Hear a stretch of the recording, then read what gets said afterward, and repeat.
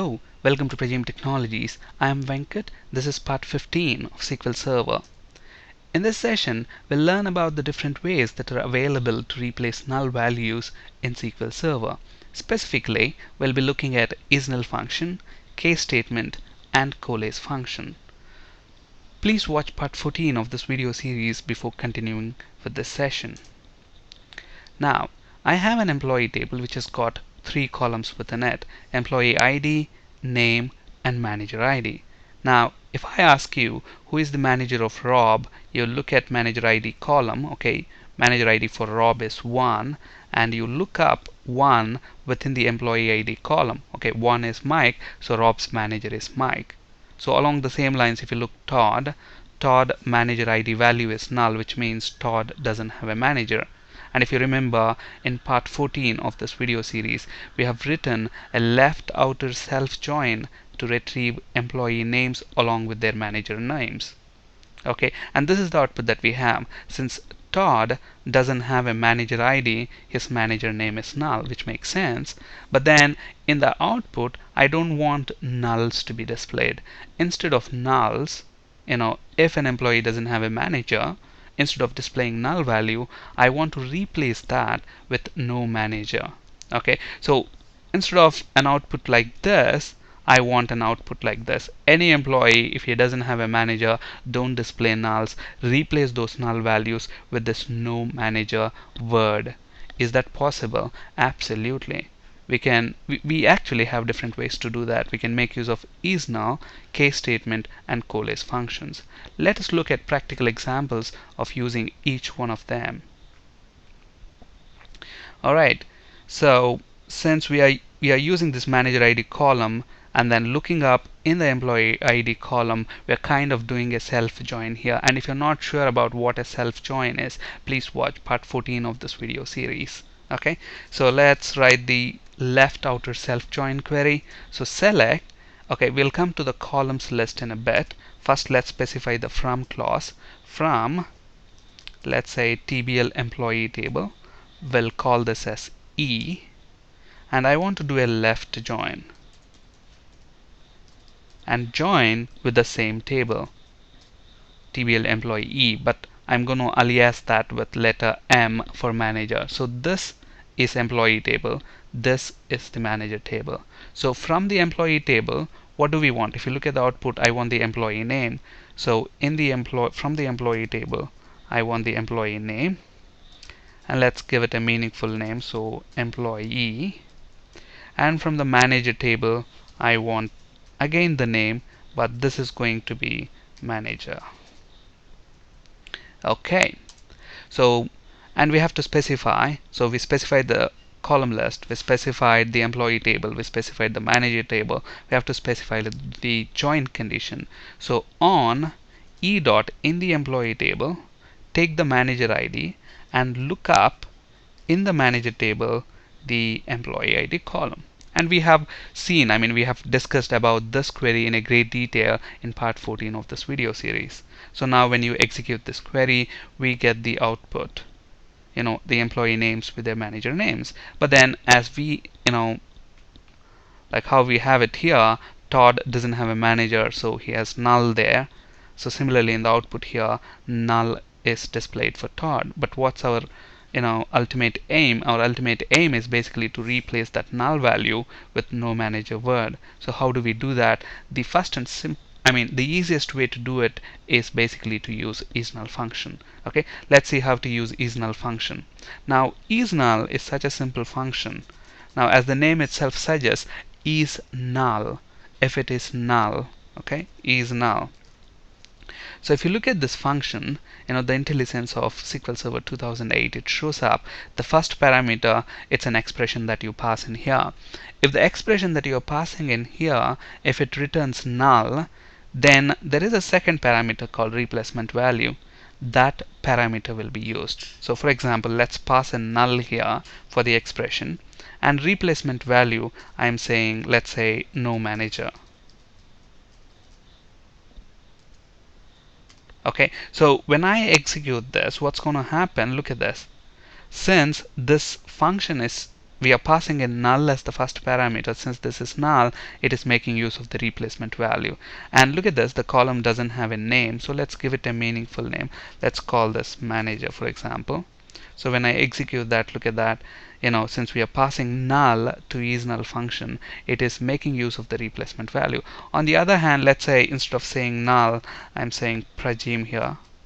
Okay, so I'm not passing null now. So when you're not passing null, and if it is not null, then that value will be used. So now instead of saying no manager, it will use that word prajim. So whatever expression that you pass in here, if it returns null, then this replacement value will be used. If it doesn't return null, then that value itself will be used. So what we have to do is we have to use this isNull function and pass in this m.name into this isNull function. When this expression returns a manager name, it will be used. But on the other hand, for Todd, it returns null. So when it returns null, it uses this no manager. And we will have no manager displayed. So let's see how to do that. You can simply copy the implementation and paste it here. Okay, now we don't want this hard-coded value. Instead, we want to pass m.name. So if this name is null, then use no manager word. Otherwise, use the value returned by m.name. So when we execute this, okay, so Todd has no manager. Pretty simple, very easy to understand.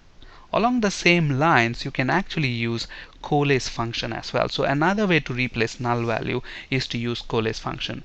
And if you look up the definition of coalesce function in MSDN books online, it says it is used to replace, it returns the first non-null value.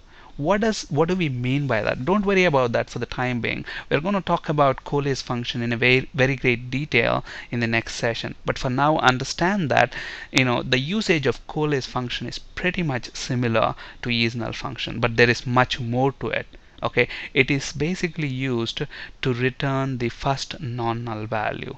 Very powerful function. We'll be talking about that piece in the next session. Okay, but what you can do is coalesce function implementation, using coalesce function is a little similar to isNull. So coalesce, and the way I follow to remember the spelling of this function, that's a little tricky. Coalesce, it's not easy to remember the spelling, but the trick I follow to remember that is I spell it like coal escape e. Okay, that's how I remember that, just in case if you want to use that trick to remember the spelling of the function. Coal, C-O-A-L, escape E. Okay, alright, coalesce, and look at this. When I execute this, I get now prajim. Okay, it's exactly similar to the way we use isNull function. Now on the other hand, if I pass null for that, when I press F5, look at that, I get no manager. But then coalesce is much more powerful than isNull. You can pass in multiple expressions to that, and it returns the first non-null expression value, which we'll be talking about in the next session in a great detail. But for now, just understand coalesce usage is much similar to isNull function. Okay, so if you want to use coalesce, all you have to do is instead of isNull, just specify coalesce, coal escape E. And when I execute this, obviously Todd, instead of displaying null, we have no manager. And the final way to do it is to use case statement. Okay, now you have this case statement is also very simple.